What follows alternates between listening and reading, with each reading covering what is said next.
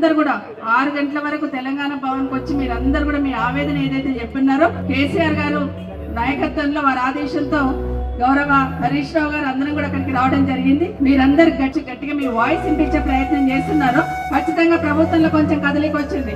2 ఆఫీసర్లు వచ్చి ఒక మీటింగ్ పెట్టి చెప్పే ప్రయత్నం చేశారు.